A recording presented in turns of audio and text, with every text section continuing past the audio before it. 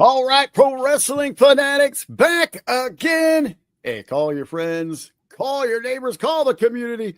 Let them know where they need to be right here where the HMG meets the two-man power trip on the RBV. Richard Bronson Vickery back again on the other side of the screen there. Mr. John Poz, how you doing, brother?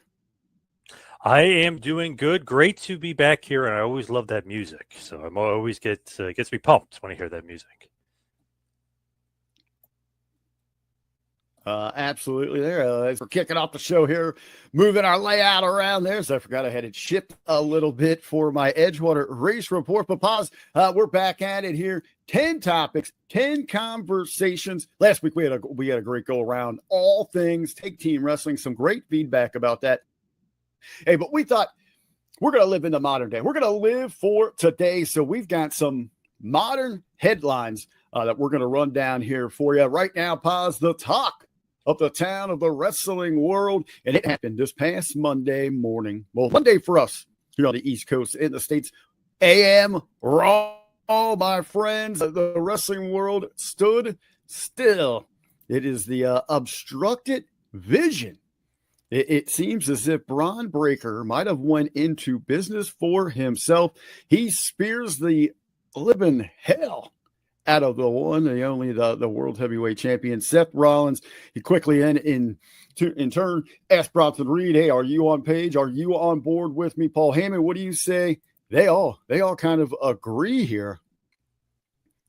This is the internet wrestling community buzzing. Pause. What were your initial thoughts when you saw the breakup here, or the seemingly breakup of the vision? I just thought, like, wow, Rollins must be more hurt than we realized coming off the pay-per-view. I was thinking that he was hurt after basically diving from one end of the ring to the other, doing the old RVD, but obviously doing it a different way. He was going for the old headbutt there, and it looked like he hurt his shoulder, and maybe a little bit worse for wear than we thought initially. Obviously, he wins the match. He finishes the match. But does that mean that he's going to be out for a long extended period of time because Breakker turns on him, and it leads to them being the top heels and Rollins being out for a while? That was my initial reaction, but now I'm here. Maybe he won't be out that long, but now I guess he obviously has got to be a babyface. But just still, it had to be an injury for them to go in this direction. I don't think they would just do it because, right, it wasn't ready to go yet. You know what I mean? Maybe 2026 or something for the turn. Well, and that's the question is we're looking at this from the angle, from the wrestling angle here. Obviously, the crowd eats it up. That Perth crowd, they are excited. They've got a big moment. I'm watching. All right, wow, this is something we haven't seen on WWE television here in a while. A big moment that leave us hanging, to have us talking, wanting more. My next point in my notes was, who do we cheer for?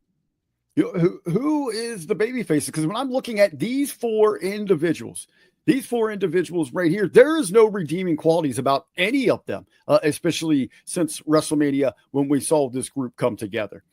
They have bullied, they have battered, and they have broken about every possible rule that they can. They stole the heavyweight championship. They cheat to retain it. So do we seemingly... Is Bron Breakker and his movement, is he a babyface just because he attacks Seth Rollins? That dastardly bastard. Are the other two because they align with him, or are we supposed to show some kind of sympathy towards Seth? I mean, he hasn't had any moral dilemma that he's had to overcome. So there got to definitely be heels. I just feel like Rollins will somehow be a babyface, but how could you want to cheer Rollins, right? You won't want to cheer him, to be honest, unless you just want to sing his theme song. But that's the interesting part. I don't know how he can be a babyface, how he can get sympathy from this, other than being out for a while with an injury. But other than that, I can't see it. Reed obviously has to be a heel. Heyman to heel. Breaker's over like Rover to me, but obviously he's going to have to be a heel, and he's probably going to have to be the lead heel. And I guess if the title is up for grabs, I would have the Vision continue, but obviously you have Heyman be with Breakker and Reed and have Breakker win the title, and then maybe eventually have him and Reed feud or something. But they need heels right now. They need a strong heel. They really need to kind of have something. Maybe Breakker win the title is what it needs to be, but somebody to break through as a heel and be the top heel in the company. Okay, so with the angle here, they pivot. We're going to talk a little bit more about that injury in a moment. Now, would you go full throttle no pun intended here, because that's what people love cheering about Braun Breaker. One, is they're just going as fast as he can and spearing the living the hell out of people. People love that. They're going to want to cheer that. They could position them as a baby. They could position them as that heel. Would you go all in? They have done the pivot. Do we just put the rocket to this dude and just put the belt on him right now? Or are you worried because they have pivoted and they have a recent track record of showing they can't handle that John Cena heel turn? Or do you worry this could actually hurt Breaker in his progression because they've done this so quick? I feel like just go with it now. You almost have to, just strap the rocket. You need a big heel. Just go with it. Give him the title. Give him the push. Give him Heyman, obviously, and just keep pushing him. Have him beat Punk, for the title since Punk's the number one contender, and have him win it, or maybe even a tournament style and have him win the tournament and be the champion. But you got to strap the rocket to Breaker. Just keep pushing him now. Obviously, he's the future, and the future is now to me. So just strap it and push him. Ooh, you know what? I like that tournament idea a little bit there. One of my favorite Survivor Series, which is coming up, Deadly Games. Yes, Deadly Game with maybe one of the greatest songs, maybe the greatest underrated song maybe of all time, Deadly Game by Jim Johnston. Very, very nice. Well, maybe we'll have to do one about the music here, episode about the music here. But hey, I guess overall, though, what is important about that is at least there is something of intrigue inside WWE that's going to make us want to tune in and be able to follow this development, where they're going. But on the backside of that, and you've been hitting at it, you've been hitting there why they have moved in this direction, and that is the injury here of one Seth Rollins. I know some people speculation, going back to the last time with the leg, it was a work, and some people trying to play to that. You can pretty much see this thing in the match where where it happens. Yep. In true wrestling fashion, where the last time where he immediately sold, if you will, and wanted out of that match. In wrestling style, you work through that. And to the credit right here on our platform, HMG, the vet, he called that out. He said, I know this is work because the true worker is going to push through that there. With Seth Rollins, we could say this is an opportunity. Show him in his road to recovery to play up that sympathy, to make him the baby when he comes back here. Long term, though, Poz, with Seth, being a regular main eventer, put into positions, here to really elevate that world championship. Any growing concern about these regular injuries with him at this point? Man, he's getting hurt a lot, it seems like. But maybe the karma is coming to collect with faking the injury the last time around, right? I mean, that could possibly be what's going on here with Seth. To me, though, it sucks, the timing of it, because the vision wasn't really getting over, but maybe they turned the corner then with Reed winning and then him beating Cody, maybe return the course of the injury couldn't happen at worst time. Obviously, we're going to have to find out how bad the shoulder injury is and how long he's out for. I mean, will he be back for Mania is another thing. And he was, maybe Rollins Reigns was where we're going. So now we're going to have to go in a different direction. Rollins Breaker or something, or Reigns Breaker. So it'll be interesting to see what direction they go in. But to me, it seems like he might be out for a decent amount of time here with this injury, unless he has some sort of miraculous recovery. I think, really with it here, repackage him. Let's get some vignettes showing that road to recovery, him turning a page in his career, maybe realizing the way he's been doing things isn't right, that he shouldn't take this for granted, that, the next match could be his last match. That's how you can make Seth the baby into this. On the reverse that, when we talk about those monster heels, and Poz, you're right, they need those heels. One thing with Braun Breaker, we need to, pun intended here, break away from it. He is Braun Steiner. Rename the vision and rename the man. And let's move in a different direction with these monster heels. And then even in injury, start building a baby Faith Rollins to tell that full story as it comes around. But again, the intrigue, it is there. Let's see if they can get it right. I guess we'll find out how they do that on the next installment of Unreal, or one of the upcoming installments of Unreal. But Poz, one of the other top dogs in the WWE that we haven't seen in a while. We got a couple topics here to cover on him. Last time he was in the headlines was about his drastic change in appearance that we've seen from the muscle build, just monster that he is, to an average looking dude. The Rock. In this case, we're going to be talking about The Rock says This one popped me here. This was what we were talking about over in the Hameen Media group on Facebook. Go and check us out. But The Rock puts it out there. Says, my daughter never asked for my help. She became the youngest NXT GM by herself. First, Poz, what are your thoughts on this statement? And then the overall credibility anymore of whatever comes out of The Rock's mouth. I just feel like he's telling the truth here because he probably never really did ask. But here's the caveat here. Here's the curveball with that. It's very much implied. Hey, my daughter's trying out for WWE. Wink, wink, nod, nod. Like, he doesn't need to say anything. You know, it's like an unspoken thing. Like, do you think he needs to tell Triple H or Shawn Michaels, like, hey, my daughter, the guy is on the board of directors. The guy is The Rock. He's technically everybody's boss, technically speaking, financially speaking, whatever. He's on the board. It's like, hey, guys, hey, by the way, my boss. That would be like me. I gave my daughter's school $20 million. I'm like, hey guys, she's going out. She's going to go for the president of the school. Just wink, wink, not just here you go. It's very much implied. So he probably didn't say anything, but they know, like, okay, guys, this is what she wants. So guess what?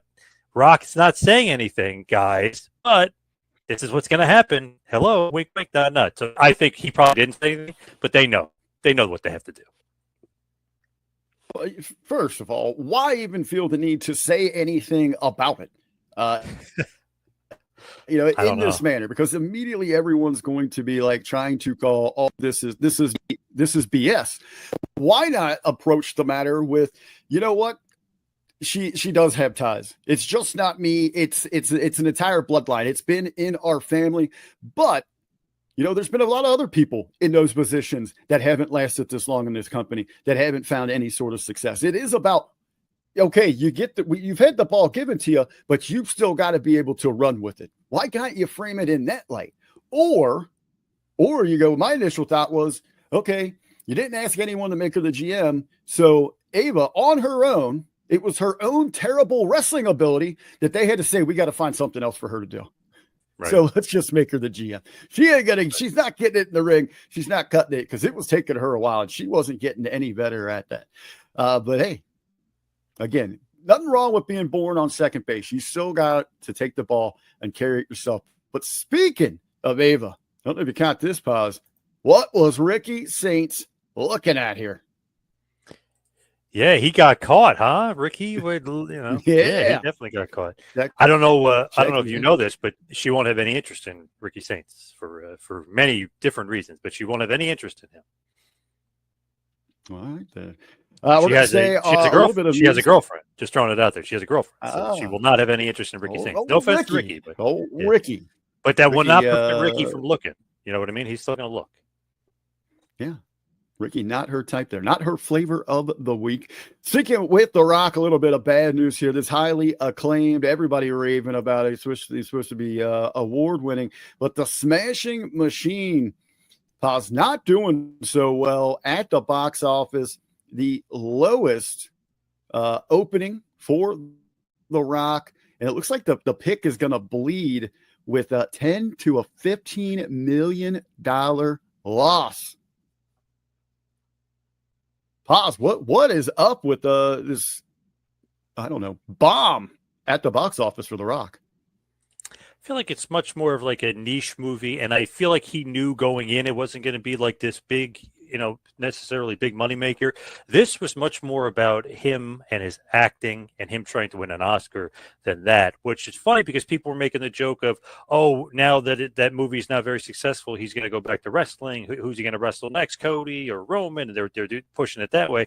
I was kind of thinking maybe the opposite. If he wins the Oscar, he might kind of go away from wrestling and not really do too much wrestling. And I honestly think that with the movie not doing well, that helps him with the critical acclaim, because it feels like whenever there's a movie that does really well and makes a ton of money, the critics don't want to say it's good, or they don't want to give it its props, or they don't want to give it the acting. It's like they are like very go in the opposite direction. So I feel like this movie and it not doing well probably will help the Oscar chance, and then him really kind of transforming himself will help his Oscar chances.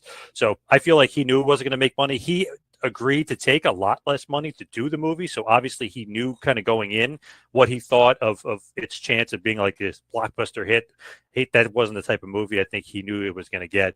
So I think he knew that this was going to happen. And I think he also knew he was going to get Oscar buzz. So look out for an Oscar for The Rock for this one. So, we'll see what happens. We'll see what his chances are.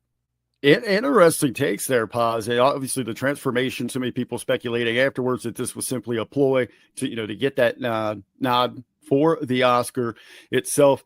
You're right, though. It's something that is a critical success for the masses. Maybe gets shunned from the committee and all that. Could that have been because my initial thought is, all right, why did we take this to theaters? Why not release this on streaming where you could get a lot more of that audience? Have a lot more eyes on this thing. Maybe they intentionally went there knowing that it would draw lower at the movie theaters, at the box office, so that they could drum up and play that kind of sympathy card. Man, because obviously he took less money. So, I mean, that tells you one thing, like he really wanted to do this project, and he wanted to do it for a specific reason. I think it's for the Oscar buzz. We'll see there. We'll see how that works out for The Rock. Well, not less money for a product here, but they cannot be very satisfied. Next time around, they might be offering a lot less money. I'm talking about the Blue Brand Blues. This is WWE SmackDown ratings at an all-time low, just hovering above that 1 million mark. Poz, is there any concern inside of WWE TKO, or are they making the same old excuses that this isn't how people watch television anymore? That's basically, I mean, that's what they're going to say because they're still in the top 5, top 10. So it still shows that they're being viewed much more than other programs. So still, if you're doing 1 million, it's much more than a lot of other people are doing. Less than 50% of people have cable. So there is, quote unquote excuses. There is obviously that's the spin on it of what they put out there. Some of that, of course, is true. Some of it's obviously, hey, are they watching college football? Are they watching something else that night? Or, so there's definitely a little bit of both. You can kind of play both sides on that one for sure. To me, the whole thing is this new system that they're using. They're saying, oh, it's better. You get more analysis. You get improved accuracy. If you actually read into it a little bit, you still aren't getting good accuracy because they don't cover all the cable systems. So that's like but they're covering Roku TV. Oh, but they're not covering Verizon. Do more people have Verizon or Roku TV? So there's still a give and take. So that's another thing. You could say that's an excuse, but that's still a reason why it's not as accurate. I guess it's better to take a bigger sample size than a smaller sample size and multiply it, but still, it's still not that accurate. And I still think, I mean, they're okay. When you start seeing the houses and the shows go down and things of that nature, then I would be alarmed. Right now, I'm not alarmed at all for them. So, I mean, are we looking at it? I mean, they honestly, come on. We cannot sit here. We can look at the business side of this thing, the dollars, the metrics and all that, but they are not creating must-see television. Must-see television still does exist. We do look at ratings like that, and you talk about it, where are they ranking at? The NFL, gangbusters. We're about ready to see the NBA. They've been dealing with this, but, sports are drawing and certain things like that. Major college football games are still drawing big-time numbers. The WWE, bottom line is they are just not creating must-see television. They are focusing more on, as long as they're packing that house at that premium ticket.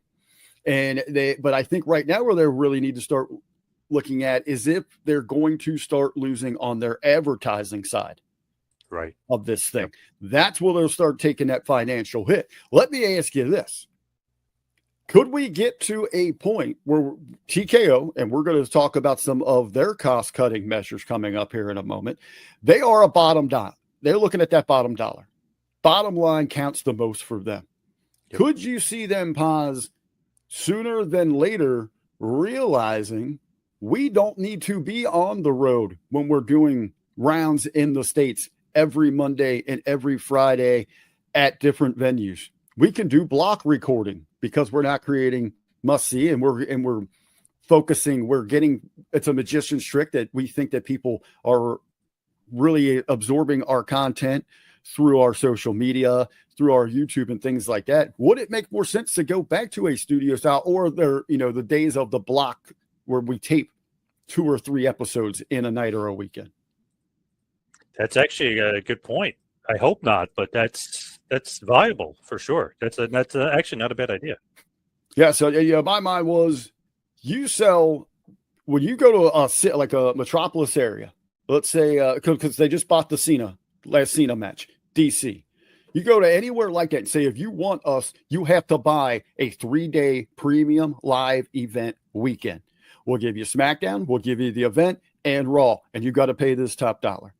You sell that internationally when you go to other places. When you're not running those, you could go to Vegas and just do a house, the Vegas show where you just record for a weekend, a month of Raws, and then a month of SmackDowns or something like that. And I'm sure that might be a significant cut in their costs for hitting the road on those weeks.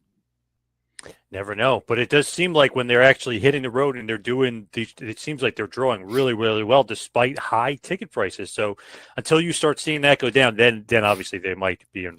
I think that's something that maybe they're looking forward to because eventually that bubble's going to burst on those ticket prices. Yeah, has to. Well, we were talking about those cost-cutting measures. One of the big stories I know that you really wanted to talk about, Poz, but this past week on Twitter, was it Rich Holland, correct? That put out there that that he has just received word that the WWE will not be renewing his contract. I don't really think that was a major surprise to too many of the individuals out there. But what did jump out at people is that he got word of this while recovering from an injury. And it's something that we haven't seen before in the past, especially when Vince McMahon was there. They would kind of put a freeze on the contract and then bring you back and then let it run out. TKO coming out now and saying, we're still going to get taken care of during the injury, but you will not be renewed at this point now. Poz, your initial thoughts there. I didn't take you by surprise with this, or to be honest, a fair move? To be honest, that did kind of surprise me, not just because I guess TKO is, you could say, heartless and they're all about the profit, all about the money, and they don't necessarily care about the wrestler, but that just kind of threw me for a loop because Vince McMahon, and I've talked to all the wrestlers and say, like, no, we got paid when we were injured. We got fired directly after we got, but he paid me the whole time we were injured. So that kind of struck me because it's like, wait a second, he got hurt in your ring doing extra stuff. So it's not like he was getting paid. He was doing like extra TNA stuff for no additional money. So you're getting your sea legs back, or you're getting work, and you're getting in the swing of things, working extra, and because there's not many house shows, you're not working as much. So hey, we'll send you to TNA, keep your pay. We're not going to pay you extra, but it'll just keep you making some more rounds, if you will. You're going to be keeping more current. You're going to be wrestling. You're going to be a little bit whatever the case may be of them doing the extra stuff. But if you get injured, we're going to end up firing you, and then we're not going to pay you. It's like, what the hell? I know they're covering the rehab, but he can't return for 6 months, and he's gone in November. So you figure, like, what about the 6 months that he can't work? That's that's crazy. And then Kylie Ray, too. She's pregnant. They fire her while she's pregnant. Obviously, she can't wrestle when she's pregnant. So TKO is pretty heartless to me anyway. It just seems kind of crazy. Well, this is when you leave a family-owned business and you go into the big boy world. And that's what it is. It is bottom line. And, I think it should be a real eye-opener to a lot of these individuals that think they were something special because they had that WWE logo behind them. But guess what? News flash here. You ain't no superstar. You are a cog in the machine, and they have got a warehouse full of parts ready to go behind you. I would suggest one more thing with them. Buyer beware. Make sure you read those contracts, because our next story here, Poz, you want real life unreal. This is a pro wrestling story all over, but read that contract. This has got twists and turns that we're going to break down here. But Andrade missing in action right now. This thing, every time you open up the sheets, there's like a different twist and turn, a swerve coming at you. As the smarts might say, who's booking this, Russo? But Andrade is dismissed, suddenly released from WWE, and kind of under mysterious reasons. We kind of hear it's like some wellness violations, not an attitude or anything like that, but he's gone. Then he all of a sudden shows up on All Elite Wrestling, part of the Don Callis family. Just quick as he arrived, he is gone again. We are learning the termination. He didn't think he had the 90-day, but now TKO might be chasing after a self-imposed termination clause where it could keep a talent inactive, non-compete for up to a year. Poz. Man, I'll keep it short and sweet because I don't want to go too much over the clock here. But with Andrade, this is my favorite story probably of the last couple of weeks because he's in WWE. He's got from WWE. It's kind of like crazy circumstances. Did he get himself fired? What happened there? So the 90-day compete, you would think, no, he shows up in AEW. Then all of a sudden, he's literally missing an action. He misses the La Parka match. He's not in AEW. We don't know where he is. Oh, by the way, you have a 90-day compete. Oh, okay. He'll wait out the 90-day, and then we'll see what happens. Oh, but wait a second. You actually might be out a year. Like what? Like what a crazy, crazy story. And it's one of those things where it's like, wow, like where the hell did this come from? Went from 0 to 100 in 3 weeks. Like crazy. My favorite story to kind of keep track of and kind of see where it goes, just because it's so interesting. Is it 90 days? Is it a year? Is he in AEW? Is he in WWE? Did he get him? How did he really get fired? Like there's so much meat to this bone, and we won't have the answer yet, but it's going to be fun seeing it develop. I would, again, go back and just so these talents that they realize you are in the big boy business world now. And at the top of TKO, you're dealing with some absolute sharks, some of the biggest agents and entertainment in sports in the world. So this ain't the good old boy network where you're handling your contracts yourself or somebody that's been there, done that, trying to give you advice. It's time to agent up in professional wrestling. Just like they are in every other major sport, you're going to need people that have been there, done that, are professionally trained with these eyes to handle these contracts for you. That's where we're at. Yep. Also, for Andrade, I will say this. No love lost for me, brother. You should not have broken my sweet Shar's heart. So you're getting all this bad karma back on you, brother. But like you said, Poz, this thing's going to more twist and turns potentially for another year while we figure out what the heck's going on here. Let's switch gears. Let's talk a little All Elite Wrestling, a little beef going on in TK's world over there, but maybe not the in-ring or the beef that maybe people would expect. This one is Mercedes Mone, 10 belts. Mone, a little tip, little back and forth with one Dave Meltzer.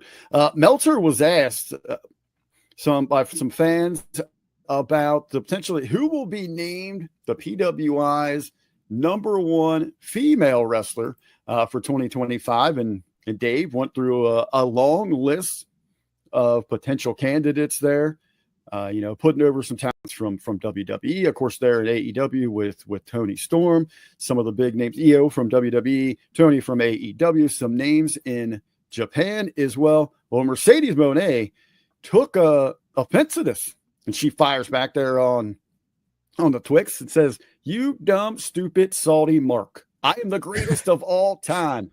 10 belts Mone, the CEO, Ultimo Mone. I had the greatest year of my career. Who is better than me?" Pause. My initial thought here. Damn, she can't even cut a good promo via text. Terrible here. 10 belts. What are your thoughts here on her current standing in the year that Miss Mone has had? She's clearly working here with Dave, and I don't know if Dave realized that, but she's definitely working here. Not a great promo, just kind of funny. She called him a salty mark, but not a great promo here. She was having a great year, 10 titles, but where do we go from here? What is she going to do? She's going to lose all 10 titles, and then she's just going to become a jobber? I mean, where do we go from here with 10 belts, Mone? It looks good, that she's carrying around all the belts like Ultimate Dragon. Does it mean anything like that? No. Oh. Can you name 8 of those 10? I can name AEW and the CMLL. That's it. Okay, there's 2, and then the Owen Hart is in there. Oh, okay, right, okay. That counts in there, but none of them. Have you ever heard of any of those promotions before they were briefly mentioned that she had won those? No. Yeah, to me, her walking around with those, it devalues the CML, if you will, if that had any, didn't to me, but it devalues the TBS championship, and it tarnishes the name of Owen Hart. So it's a bad look. And as you mentioned, at some point, you've got to lose all of these. Mm-hmm. And what kind of payday is she getting? Good for her on this payday that these mark indie promoters are ponying up these big bucks to bring her in. She's not coming in on the cheap. And I hope that the return on investment is there for her. Because when you're that champ, you're coming back and back and back for multiple shows. I hope it's working out for them. I don't think she's anywhere near the top. And again, a frustrating with her thing with Mercedes Mone. I don't think she gets it. I don't think she gets the character.